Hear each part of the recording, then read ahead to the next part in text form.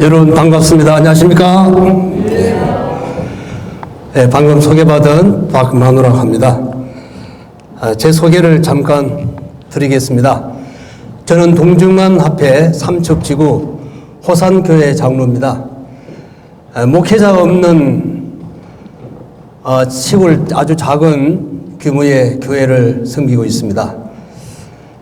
저는 사회복지학을 전공을 했고요.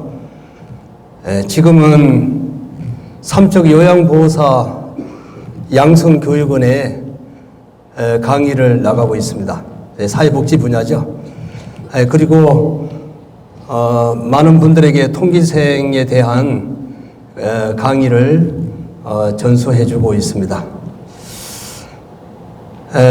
제가 원래 이 의료 분야 쪽은 전공이 아니지만 하나님께서 저에게 또 이러한 기회가 돼서 오늘 저희 여러분들에게 저의 작은 경험이 도움이 되기를 바라겠습니다. 아마 여러분들께서 각자 나름대로 하나님의 말씀을 전하는 여러 가지 매체를 통해서 전하고 계시겠지만 저의 작은 경험이 여러분들에게 도움이 되기를 바라겠습니다. 재림을 사모하는 사람들은 늦은비 성령을 기다리는 사람들이 아닐까 생각이 듭니다. 그래서 늦은비 성령을 기다리는 사람들은 과연 어떻게 하면 늦은비 성령을 받을 것인가 하는 것에 초점이 모아져 있죠. 이른비 성령으로 이 순간까지 우리는 여기까지 오게 되었습니다. 싹이 나고 또 이렇게 이삭이 이렇게 맺히기까지 이렇게 됐습니다. 제가 지난 안식일에는 터키에 있는 라우디게아 교회에서 안식일을 맞이했습니다. 이른비가 내리지 않아서 곡식을 뿌리지 못하는 바싹 마른 땅을 보고 왔는데 이른비 성령으로 오늘 이 순간까지 우리 모두는 여기까지 오게 되지 않았나 싶습니다.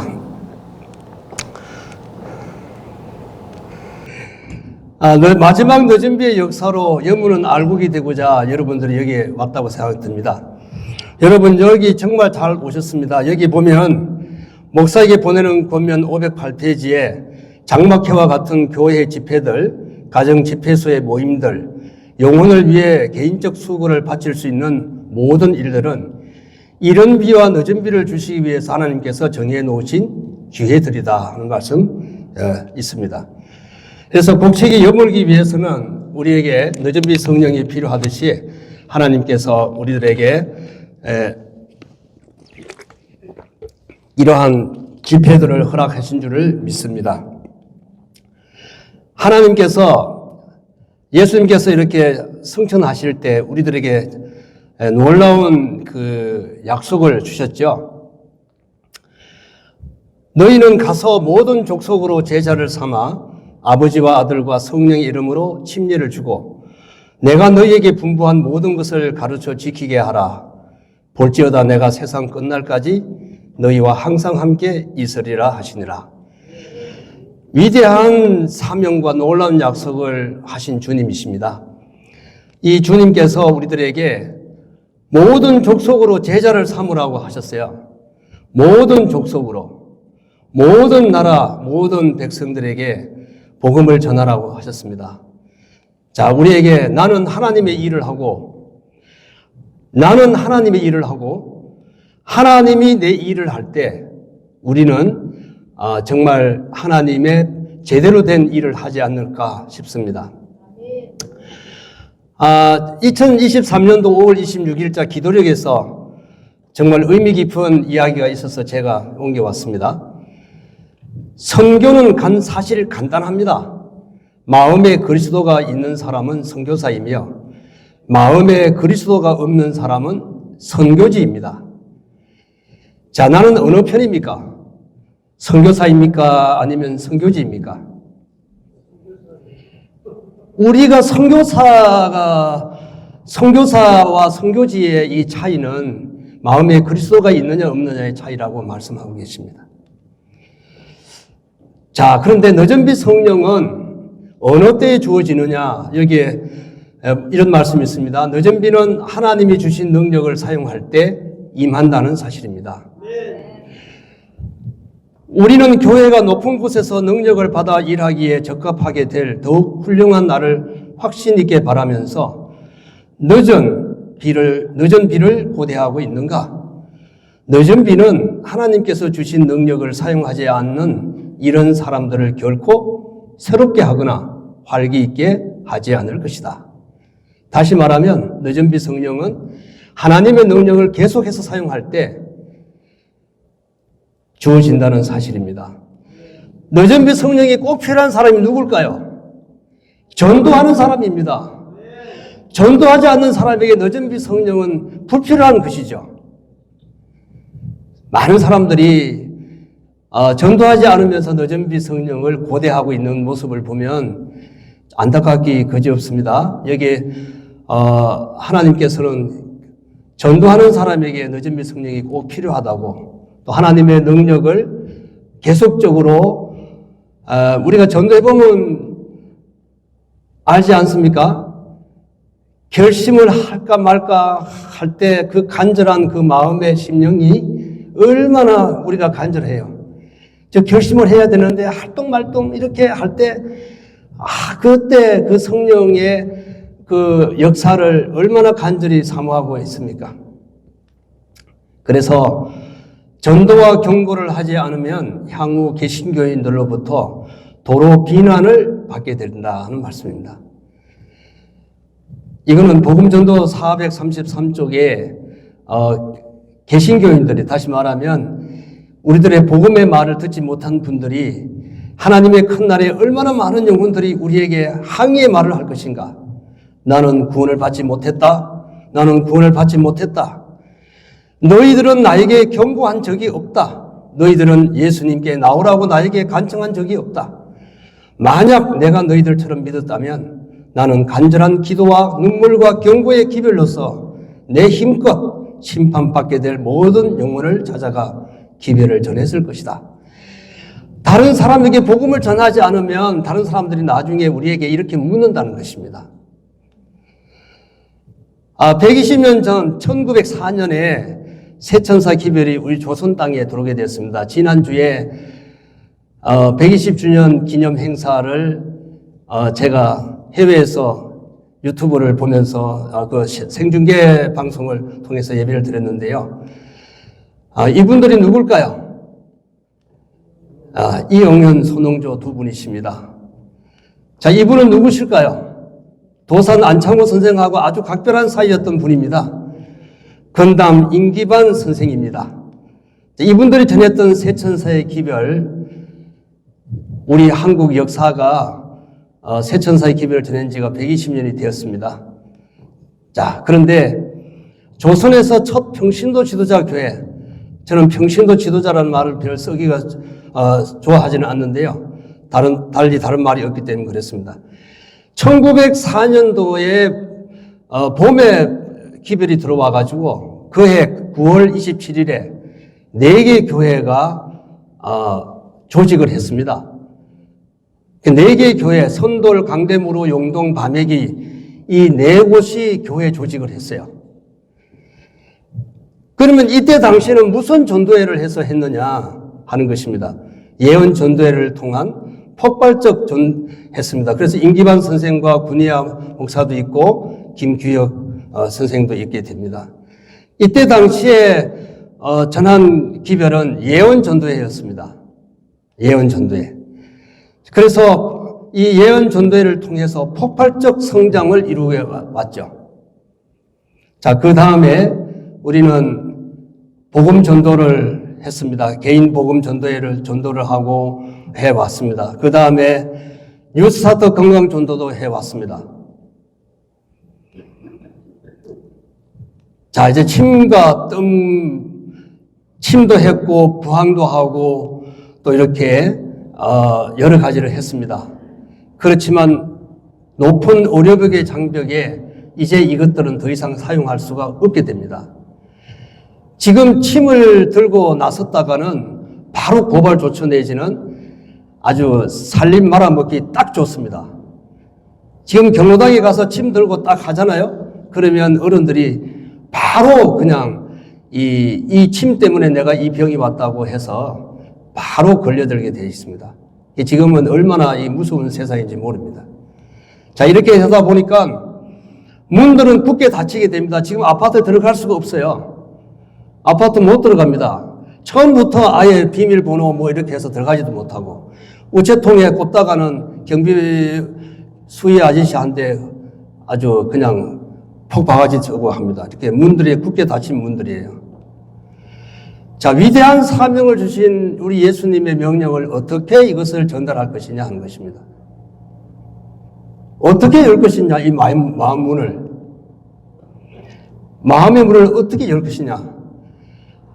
집 문도 못 여는데 사람의 마음을 어떻게 열 것이냐 하는 겁니다. 여러분, 어떻게 열겠습니까? 이렇게 돌같이 딱딱하게 굳은 마음의 문을 어떻게 열 것이냐 하는 겁니다. 새벽 기도회 중에서 김영희 장모님이 하신 말씀입니다. 얼마 전에 하신 말씀인데요. 선교사가 있는 곳이 선교지입니다. 아까 제가 선교사와 선교지에 대한 이야기를 했는데 이분은 선교사가 있는 곳이 선교지입니다. 뭐 해외에 나가야만 선교사고 국내에 있으면 선교사가 아니다. 이게 아니다는 거죠. 선교사가 있는 곳이 선교지입니다. 그곳이 국내가 되든지 국외가 되든지 말입니다. 얼마 전 김영희 장로님이 새벽 기도에서 이런 말씀을 하셔서 참 의미 있다고 생각해서 제가 옮겨왔습니다. 자, 그렇게 하다 보니까 제가 생각한 것이 바로 통기생이라고 하는 새로운 매체였습니다. 자, 우리 교회에서는 어떻게 여러분 전략을 짜고 있습니까? 전도를 하기 위해서. 씨 뿌리기, 예언 전도, 복음 전도, 건강 전도. 요즘은 또 이제 시골 교회가 도시 성도들이 시골로 오는 분들을 유치하는 작전을 펼칩니다. 그래서 집도 지어주고 막 이렇게 땅도 분할해서 판매하고 이렇게 해서 도시에 계신 성도들을 시골 교회로 유치하는 작전을 해서 교회가 이렇게 성장하는 이런 합니다. 자, 그런데 밑에 보면 치유 선교가 있죠. 치유 선교. 치유 선교는 무엇이냐 하는 것입니다. 자, 의료 선교라고 했는데 치유라는 말보다가 우리 한국에서 번역을 할 때 의료라고 하는 말을 먼저 썼습니다. 그래서 의료 선교는 문들을 여는 매체가 된다는 것입니다. 교회정원 7권 62쪽에 혹시 글씨가 잘 보이십니까? 같이 한번 크게 읽도록 해보겠습니다. 시작. 진실한 개혁자 앞에 의료 선교 사업은 많은 문들을 열어줄 것이다. 집 문도 못 열고 마음 문도 못 여는데 의료 선교 사업은 많은 문들을 열 것이다 하는 것입니다. 화이프님께서 이렇게 말씀하셨어요. 그런데 예수님의 전도하는 방법을 가만히 보면 치유 선교 봉사를 많이 하셨어요. 여기에 교회정원 4분의 1을 말씀 있습니다. 세상의 구주께서는 설교하는 시간보다 병으로 고통당하는 자들을 치료해 주시는 일에 더 많은 시간과 노력을 바치셨다. 예수께서 그 제자들, 곧 지상의 그분의 대표자들에게 주신 마지막 명령은 병자에게 손을 얹고 안수하여 병을 고쳐주라는 것이었다. 주께서 오실 때에 병든 자를 방문하고 궁핍한 자의 궁핍을 들어준 자들을 칭찬하실 것이다. 자, 이제 예수님이 하신 치유 전도 방법을 잠깐 보시면 마가복음의 거지 바디메오, 시각장애인 거지 바디메오의 치유 과정을 봅니다. 먼저 원해야 돼요. 그러니까 간절하게 낫기를 바라는 원함이 있어야 되고, 두 번째는 내 믿음이 너를 구원했다고 하시면서 예수님을 따르는 모습을 보게 됩니다. 그래서 예수님의 전도 방법은 치유 전도였어요. 이제 치유라는 말과 이제 용어 정리를 조금 해드리겠습니다. 치료라는 말을 보다가는 치유라는 말을 써야 됩니다. 치료는 다스릴 치자, 병 고칠 요예요. 병은 누가 고치냐면 자르고 꼬매고 하는 의사가 하는 것입니다. 그래서 교회 안에서 우리가 하는 봉사는 치료 봉사가 아니고 치유 봉사예요. 그래서 다스릴 치, 병 나을 요, 뭘로? 믿음으로 낫는다는 믿음의학입니다. 그래서 병 나을 요자의 한자를 분석하면 마음이 맑아지면 낫는다. 다시 말하면 사람의 마음 속에 예수님의 사랑의 마음을 품게 되면 낫는다 하는 이런 의미가 있겠습니다. 여러분 잘 아시는지를 모르겠지만 우리 몸에 의사가 있고요. 우리 몸 안에 약국이 있어요. 여러분 인정하십니까? 네. 우리 몸 안에 있는 의사가 일할 수 있게 해주고 우리 몸 안에 있는 약국이 호르몬이나 이렇게 약품이 나와서 우리 몸을 치료해 줄 수 있도록 그분들이 우리 몸 안에서 할 수 있게끔 만들어주는 것이 치유의 첫걸음인 것입니다. 네, 그래서 치유 전도는 가르치는 일과 하고 병 고치는 일이 함께 가야 돼요. 여기에 치료봉사에 이렇게 딱 되어 있습니다. 흔히 우리가 말하기를 그냥 뜸 뜨고 이렇게 부항하고 하면 이 하나로 그냥 의료 치유의 봉사에 대한 부분만 생각하는데 치유 전도는 반드시 가르치는 일이 함께 가야만 된다는 것입니다. 제자들이 일한 것처럼 일하는 것이 하나님의 계획이다. 육신적 치료는 복음 사명과 관련되어 있다. 복음 사업이 있어서 가르치는 일과 병 고치는 일은 결코 분리되어서는 안 된다. 그래서 치유 전도에 있어서 어떻게 말씀을 전할 것인가 하는 것을 고민하셔야 됩니다. 우리 하윤일 장로님 제가 전설로만 들었는데 이렇게 직접 만나뵙게 돼 너무 반갑고 한동안 이름이 싹 이렇게 사라졌어요. 이름이 안 나타나더라고. 그래서 대체 이분이 어떻게 됐을까 했는데 하윤수 목사님을 만나는데 형제간이에요. 또 그래서 이렇게 또 참 세상이 좁은가 이렇게 생각을 했습니다. 가르치는 일 정말 잘 가르치잖아요. 이 가르치는 일하고 병 고치는 일은 함께 가야만 된다는 사실입니다. 자, 이제 직접적으로 지금 조금 더 진행해 보도록 하겠습니다. 화이프님께서 이런 말씀하셨어요. 앞으로 의료 선교 사업 이외에는 다른 아무 사업도 전도 사업에서 할 수 없게 될 때가 곧 올 것이다. 의료 선교 사업 외에는 전도 사업 하기가 어렵다는 얘기입니다. 왜요? 집들의 문도 단단히 잠겨질 뿐만 아니라 사람의 마음 문이 더 단단하게 잠기기 때문에 그렇습니다. 여기 보면 의료 선교 사업은 하나님께서 친히 고안해 내신 거룩한 사업이다. 틀림없이 성공을 거둘 수 있을 것이다. 예. 한번 보겠습니다. 모든 그리스도인은 선교사가 되어야 한다. 아까 제가 그랬죠? 선교사와 선교지의 차이는 뭐가 차이라고요? 그 마음에 예수님이 있느냐 없느냐가 선교사냐 선교지냐 차이가 난다고 했어요. 그 다음에 선교사가 있는 곳이 곧 선교지다. 자, 그게 국내가 되든 국외가 되든 예수님을 마음에 품은 사람이 곧 선교사고 그 선교사가 있는 곳은 곧 선교지다 하는 것이죠.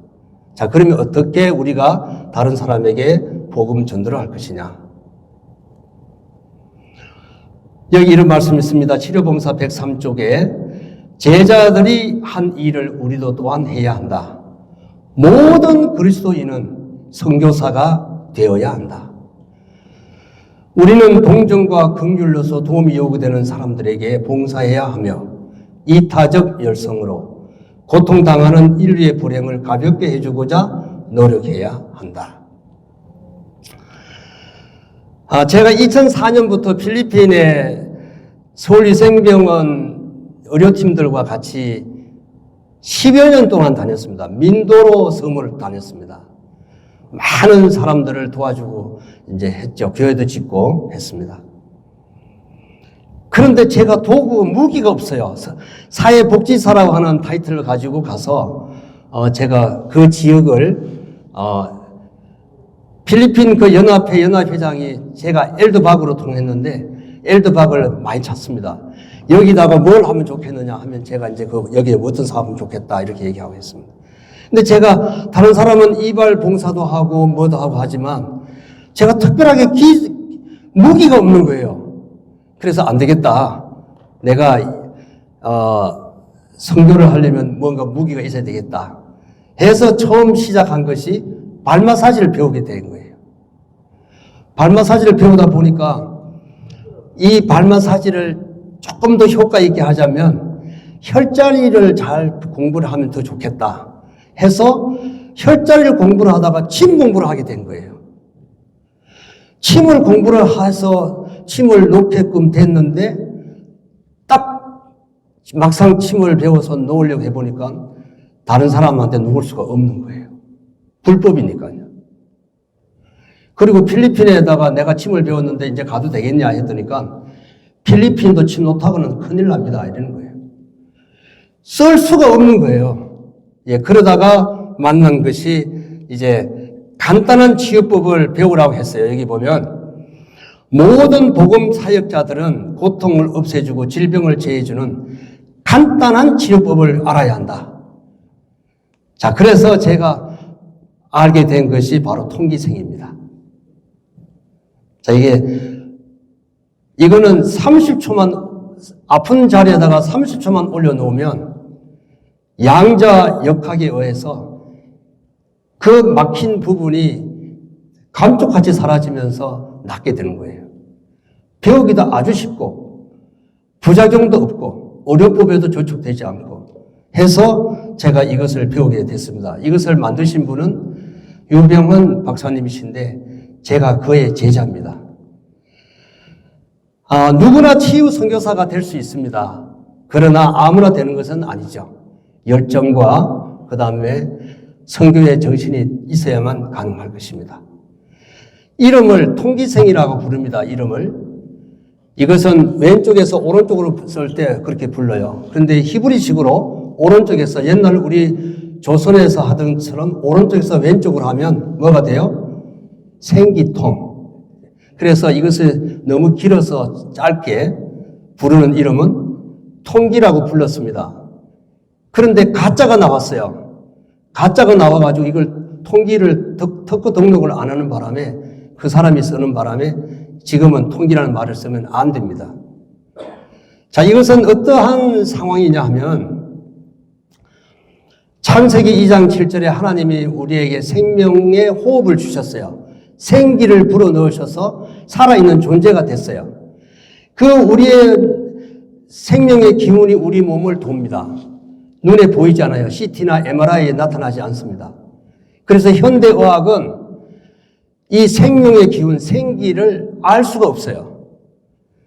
근데 보이지 않는 이 생명의 기운이 보이는 뭘 가져오느냐 하면 피를 끌고 가게 되어 있습니다. 그래서 현대의학은 눈에 보이는 피는 보면서 생기를 못 보는 것이죠. 자, 이게 막히면 어떤 현상이 오느냐? 바로 여기 있는 것처럼 통증이 오고 가렵고 저리고 마비가 오고 어둔하고 시큰거리고 어지럽고 두근거리고 불안하고 답답해집니다. 자, 이것들은 전부 다 생명의 기운이 어딘가 원활하게 통하지 못하기 때문에 그렇다는 거죠. 자, 그래서 이 통기생을 지금 국내외 여러 곳에서 활용 중에 있습니다. 미국을 비롯한 해외 여러 나라에서 또 국내는 전국에서 이것을 치유봉사로 복음을 전도하는 데 사용하고 있습니다. 전국에서 다 사용하고 있는데 먼저 외국에서 하고 있는 것들을 몇 카트 좀 보여드리겠습니다. 아프리카 에티오피아에서 얼마 전에 아프리카 팀들이 가서 이렇게 봉사를 하고 왔습니다. 네팔에서도 교육을 시키고 우리 황민영 장로님 여기 계시지만 그 현지인들을 교육을 시켜가지고 이렇게 하게끔 합니다. 물론 우리 조경신 장로님께서 네팔이나 여러 군데 여러 대에 이 통기생을 기부를 하셔가지고 전달이 됐습니다. 몽골에서도 이렇게 우리 한종석 장로님께서 가셔서 교육을 시키고 시험까지 치고 해서 교육 이수를 하게끔 이렇게 하고 18년 동안 말을 못했던 청년을 말을 하게끔 그렇게 했던 기적 같은 일도 있었습니다.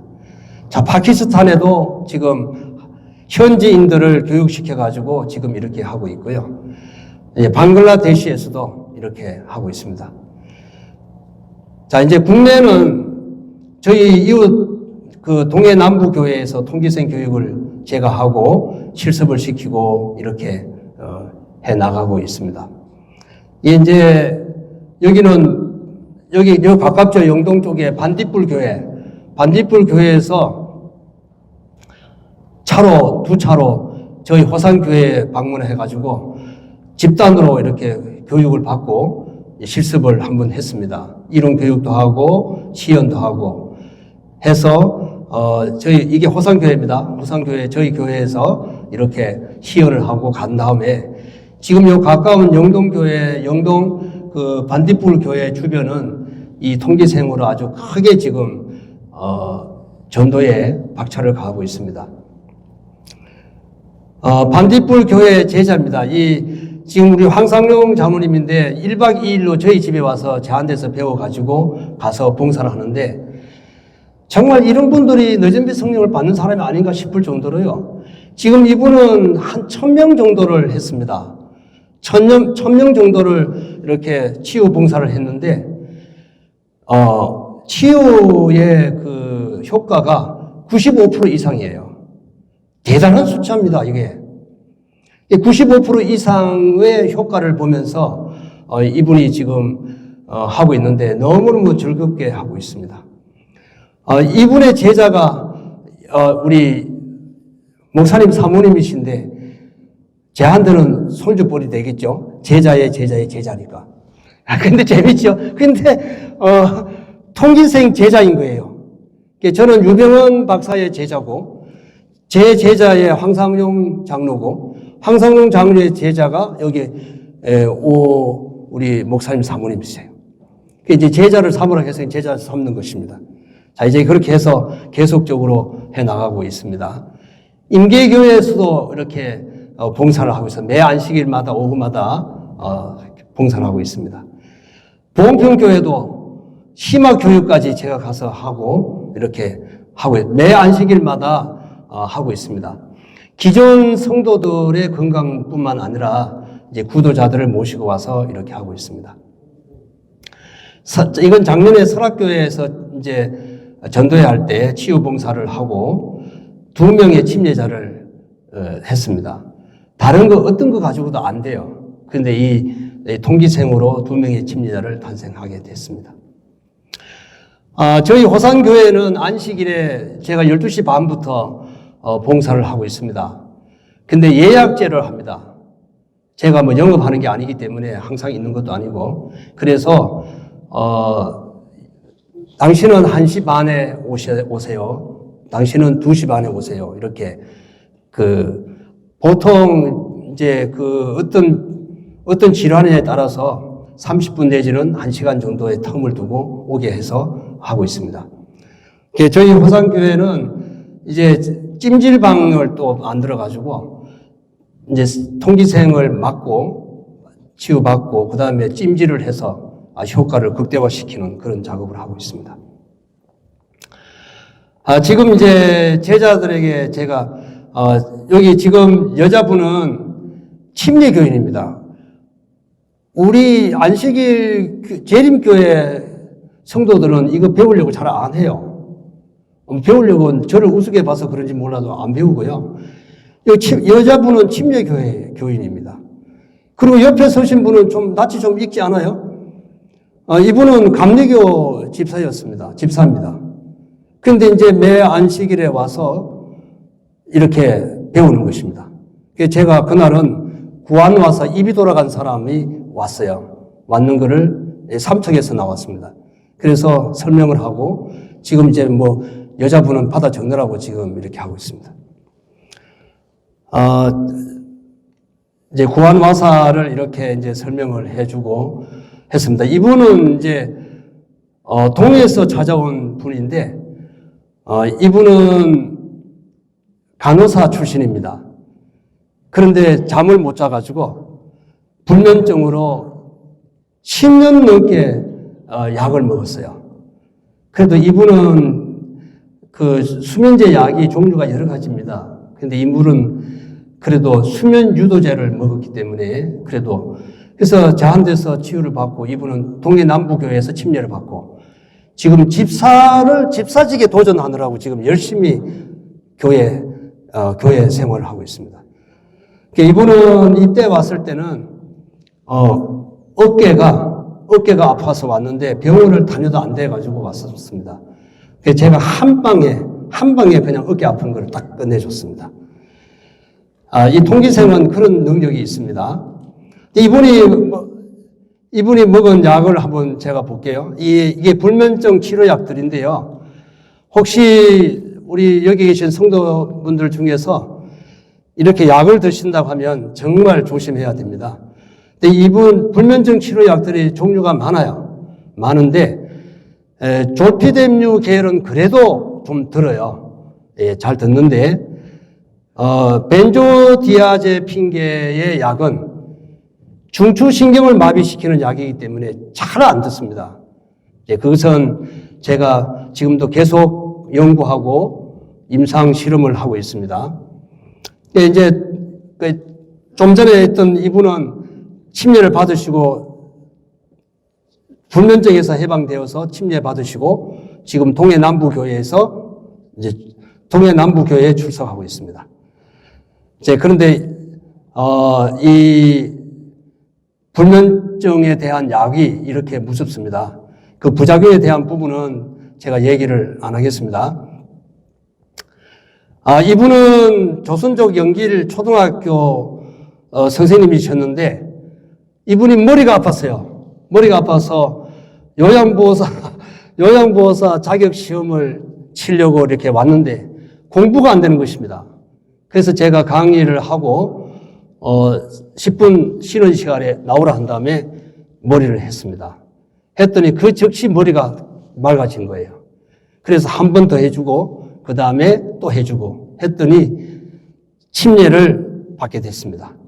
이번은 이제 한 달 뒤에 중국으로 들어갈 텐데 중국 들어가시면 이제 신앙생활을 착실하게 잘 하리라 생각이 듭니다. 지금 이렇게 직접적으로는 제가 그렇게 했고요. 자, 이분 어디 좀 낯익죠, 그죠? 아까 그 제자였고요. 지금 여기 이 자리에 왔습니다. 잠깐 일어서 볼까요?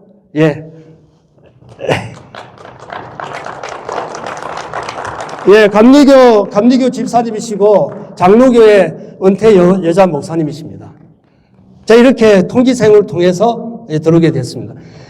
이제 이분들은 이제 통기생을 배우려고 이제 왔다가 통기생이 아니라 진리를 바로 배워서 이렇게 우리 재림 성도가 되었습니다.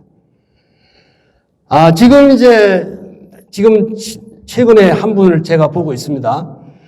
미술 사범대 출신의 화가인데 이분이 파킨슨 병입니다. 치매도 있고 오늘이 무슨 요일인지도 전혀 몰라요. 치매가 심해서. 근데 제가 이제 우리 여기 제자한테 설명을 하고 실습을 이제 시킵니다. 이제 이렇게 하고 이분을 어떻게 하면은 파킨슨에서 해방될 수 있을까를 제가 연구합니다. 그래서 뇌척수액을 통한 치유를 제가 시도를 합니다. 이제 이론적 걸 배우고 공부를 하고 제가 임상을 하는 거죠. 근데 이분이 얼마나 좋아진지 아세요? 이분이 이렇게 환하게 웃습니다. 환하게 웃고 환자 같이 안 보이죠? 이분을 이렇게 좀 좋아지니까 남편이 자꾸 일을 시켜가지고 이걸 계속 좋게 해야 될지 말아야 될지 제가 지금 고민 중에 있습니다. 어쩌면 좋을까요? 몸이 좋아지니까 자꾸 남편이 교회를 못 가게 하고 일을 시켜요. 그래서 이걸 어떻게 하면 좋으냐 합니다. 오늘 여러분들 잘 오셨는데 지금 파킨슨 병이 지금 팬데믹 시대라고 얘기할 정도로 너무나 많은 숫자의 파킨슨 병 환자들이 늘어나고 있습니다. 그래서 오늘 여러분들에게 오늘 여기 온 특별한 기념으로 제가 오늘 정보를 하나 드리겠습니다. 파킨슨 병은 신경계의 퇴행성 질환인데요. 뇌 가운데서도 정 한가운데인 흑질에서 문제가 있는 것입니다. 자, 그래서 10년 전에, 5년 내지 10년 전에 증상이 일어나요. 지금 여러분들에게 이런 증상이 있다면 10년 뒤에 파킨슨 병입니다 하고 진단받기 10년 전에 이런 증상이 있다는 거죠. 이거 제가 한 얘기 아닙니다. 미국 파킨슨 병 협회에서 발표한 겁니다. 이제 저는 이쪽으로 공부를 하니까 이런 게 정보가 들어오죠. 오늘 여러분 정말 잘 오셨습니다. 이거 한 가지만 알아도 파킨슨 병에서 해방될 수 있습니다. 자, 파킨슨 병 5 내지 10년 전에 일어나는 증상. 첫 번째는 진단 10년 전부터 일어나는 변비입니다. 변비가 지금 있다면 10년 뒤에 파킨슨 병으로 진단받을 수 있다는 말씀이에요. 이 변비에 대해서는 우리 정성자 집사님한테 상담을 하시면 한 방에 해결해 드릴 수 있습니다. 이따가 나중에 상담 필요하시면 하시고요. 자, 두 번째, 진단 10년 전부터 후각이 냄새를 못 맡습니다. 지금 내가 더러운 데 가서도 냄새를 못 맡거나 향기로운 데 가서도 냄새를 못 맡으면 아, 내가 파킨슨 병의 올 징조가 아닌가 생각할 수 있습니다. 자, 세 번째는 진단 5년 전부터 렘 수면 방해가 있습니다. 이건 무슨 얘기냐면 잠을 자면서 팔을 휘젓거나 발길을 찬다거나 해서 아주 잠버릇이 아주 고약스러워진다는 것입니다. 이거는 5년 전에 일어나는 현상이에요. 제가 이 얘기를 가끔 했더니까 아유 내가 그런 사람이었다고 이렇게 합니다. 제가 이것을 정말 10년 전에 이런 일이 있는지 해서 검증을 또 했지 않습니까? 파킨슨 환자에게 해봤더니까 한결같이 이런 증상이 있은 거예요. 혹시 여러분들 이런 것들을 잘 생각하시면서 하시고요. 제가 이제 시간이 다 됐기 때문에 지금 제가 들어가면 이제 다음 주에 예약된 사람입니다.